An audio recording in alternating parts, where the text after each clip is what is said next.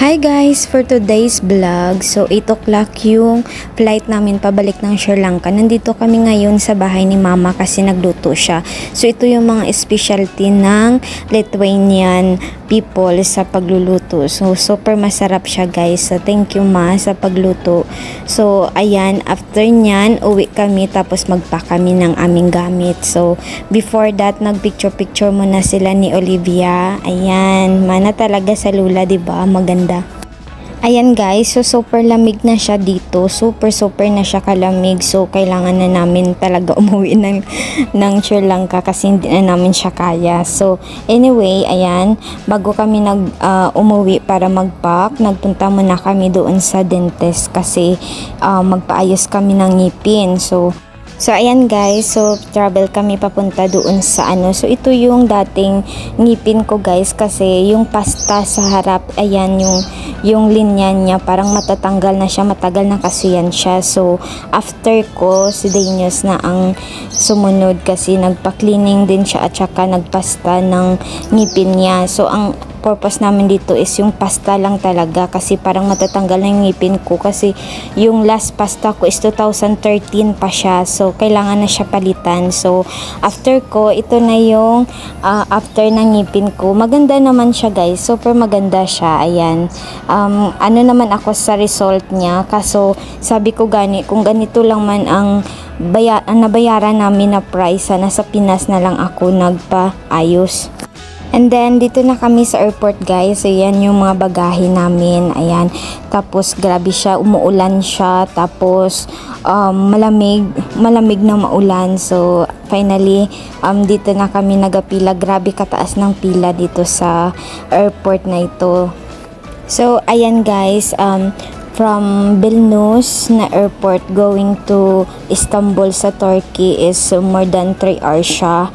And then, galing naman kami ng Istanbul, Turkey, going to Maldives. Ano siya, 6 hours or 7 hours yung travel namin. Grabe, kapi gid siya guys. Wala gid kami tulog kay nagkataon abi na hindi kami straight na linya ng upuan. So yung asawa ko sa harap namin, doon ni Olivia. So dalawang upuan lang yung pwede na gamitin na maghiga si Olivia. So ako wala talaga ako tulog kasi inuna ko si Olivia na maka-plaster siya. And then hindi ako makatulog kasi time to time nag-ano ako sa kanya, naga-monitor, tapos ginaano ko yung milk niya, nagahingi ako ng hot water sa staff ng Turkey Airlines. Tapos grabe gid abi siya kapuno, damo gid siya sang tao. So hindi ka man makatulog kay grabe siya daw, crowded kayo siya. Dako man siyang airplane pero hindi kami makalipat sa another na chair na tatlo na chair na pwede na makaplasar si Olivia kay puno. So finally nandito na kami sa Turkey. Maglanding na kami sa Turkey airport. Ayan guys, after ng Turkey, so 6 o'clock finally nandito na kami sa Maldives. So hindi kami bumaba ng eroplano, same before.